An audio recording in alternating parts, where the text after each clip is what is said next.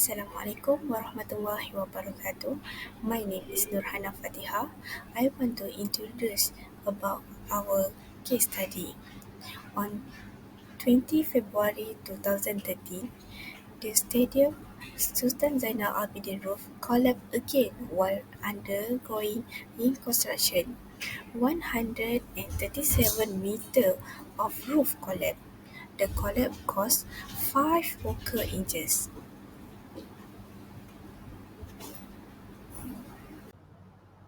Assalamualaikum warahmatullahi wabarakatuh. My name is Ifan Hakimi bin Muhammad Rozif. My ID number is AA19217.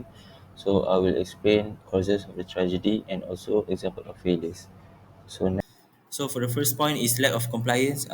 Construction staff may neglect building codes, safety regulations, and industry standards, compromising structural integrity and safety through cutting corners, bypassing protocols and substandards practice.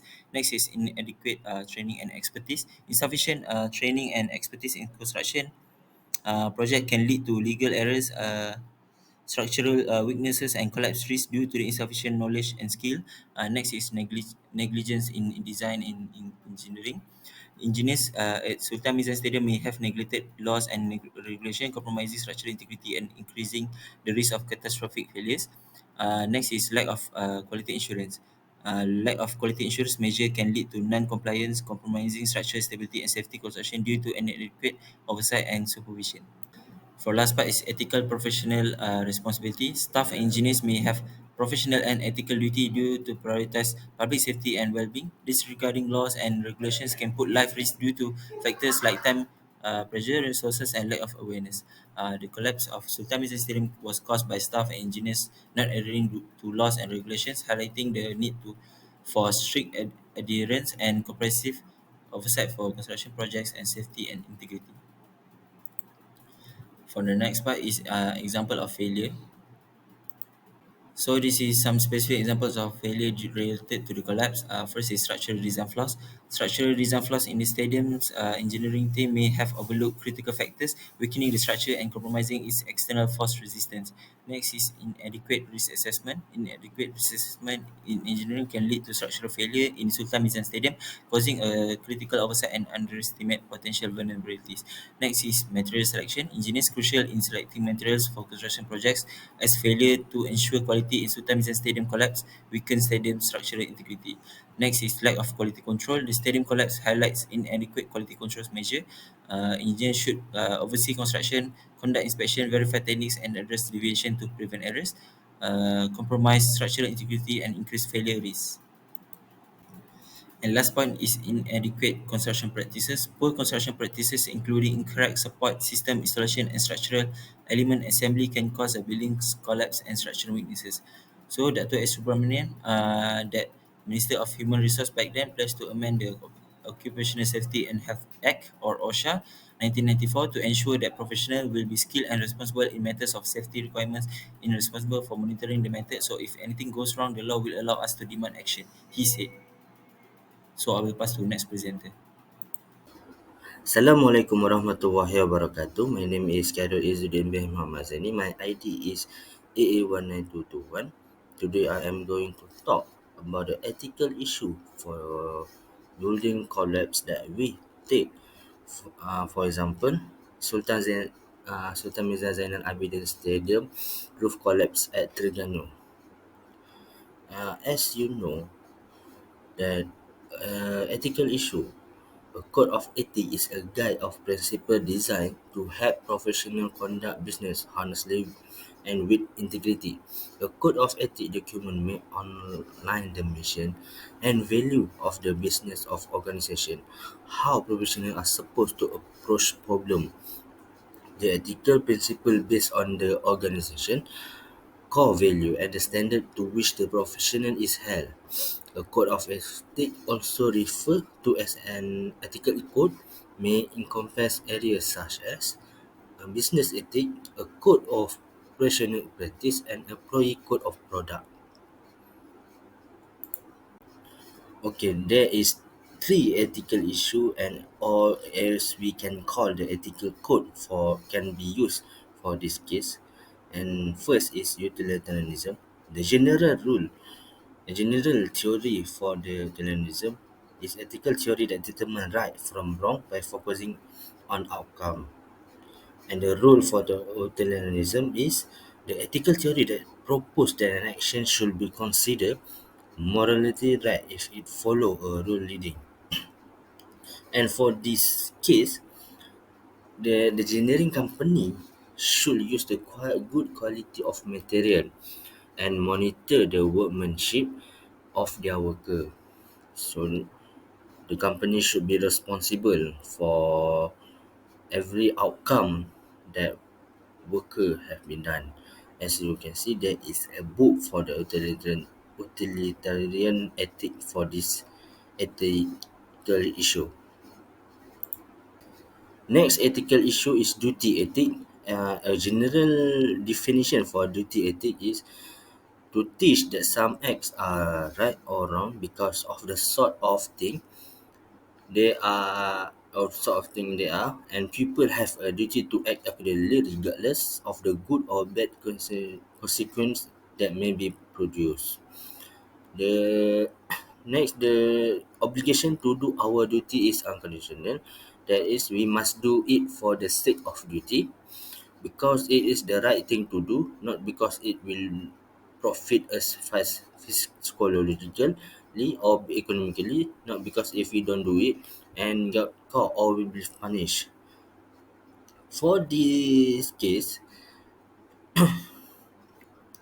duty ethic means that the responsible party should take immediate action when they notice any problem happen. However, they turn a blind eye and act like nothing had happened. That's why this disaster has happened, because uh, they don't take any action for this problem. Next ethical issue is video ethic. The general definition for the ethical issue for this with the ethic is mainly deal with the honesty and morality of a person. It states that practicing good habits such as honesty, generosity makes a virtuous person. As central concept for this ethical issue refer to genuine moral excellence of character.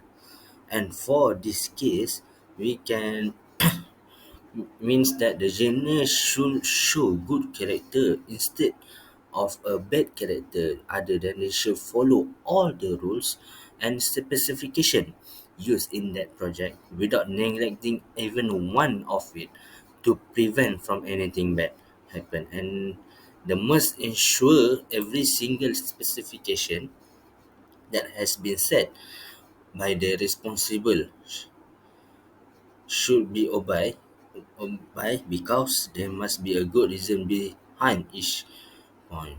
So, in this ethic, the engineer must follow all the rules, not because they want to speed to make sure the construction complete fast, but they should know the quality of the construction, not because every construction must completely done. As you can see, there is a book for the virtual ethic. Thank you. Thank you. That's all from my part. Thank you. Assalamualaikum and hi, I am Amir Faris, AA19218. Today I would like to talk about the lack of professionalism. Okay, failure or disaster in numerous structures such as bridge, building, and man-made slope can result from a lack of professionalism in engineering. For example, the Sultan Mizan Zainal Abidin Stadium that Terengganu that collapsed. Okay, these issues emphasize the importance of professionalism in the engineering and construction industry. Okay, here are some of the way that a lack of professionalism might contribute this failure. First and foremost is an adequate planning and design. due to the lack of professionalism can significantly lead to engineering failure or disaster. Engineers must carefully evaluate many crucial elements during the planning and design phases of a project to ensure the structural integrity and safety in the final building. However, when professionalism is absent, this element may be missed or not given adequate attention, resulting in variety of problems. The second one is poor quality control. The poor construction quality control can result in substandard outcome. Poor construction quality control can result in substandard outcome, non-compliance with industry standard and substandard material, inadequate inspection, regulation, and technique compromise structural integrity, increasing the vulnerability to loads and environmental factor, ultimately compromising stability and safety. And the third one is the ignoring the safety protocol. Neglecting the safety protocol in engineering shows a lack of professionalism and commitment to safety. Neglecting safety measure can lead to shortcut and negligent practice, compromising project safety and endangering workers and the public. So the last one is the inadequate risk assessment. In Lack of professionalism in planning and design can result in engineering failure of disasters. Professional engineer must assess load, environmental condition, and the geological survey for structural integrity. And adequate attention to load distribution, material selection, and reinforcement detailing can compromise structural integrity, increase failure risk, and weaken the structural load capacity. Assalamualaikum warahmatullahi wabarakatuh. My name is Muhammad Syamil bin Syahriman. My ID number is AA19219 and I'm going to talk about the impact on environmental and its related acts. So, the collapse of the Sultan Mizan Zainal Abidin Stadium in Terengganu has negative impact to the environment. Some of the possible impacts are environmental pollution, the use of additional resources, and ecosystem damage. For the environmental pollution, the collapse of the stadium can produce debris, rubble, and construction waste that can pollute the surrounding environment. The material must be managed and disposed of properly so as not to pollute the soil, water, and air around the incident location. The second one is the use of additional resources. Repair and reconstruction effort after an incident require the use of additional resources such as construction material, energy, and water. The extraction and production of these resources can contribute to carbon emission and depletion of natural resources if not managed properly. And the last one is ecosystem damage. The collapse of the stadium can cause damage to the surrounding ecosystem. Demolition, repair, and redevelopment may disrupt natural habitats, reduce biodiversity, and disrupt the balance of the local ecosystem. In terms of regulation and laws related to this tragic incident, here are some related laws in the field of engineering. The first one is Environmental Quality Act 1974 Act 127. This law regulates and controls activities related to environmental quality, including waste management and pollution prevention. This is important in ensuring that construction and development is done with consideration of environmental aspect. The second one is Occupational Safety and Health Act 1994, Act 514.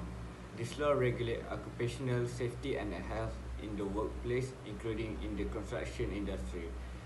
This regulation stipulated in this law establish safety standards that must be followed in construction activities.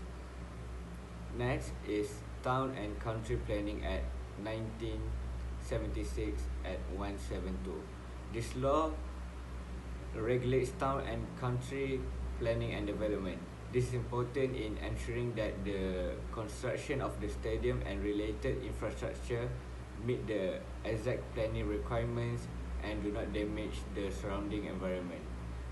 And last one is Civil Engineering Regulation 1987, which says that these regulations set standards and technical requirements for structural construction and buildings, and it also covers design requirement, material and construction method that must be followed to ensure the safety and reliability of the building structure. That's all from me. Thank you.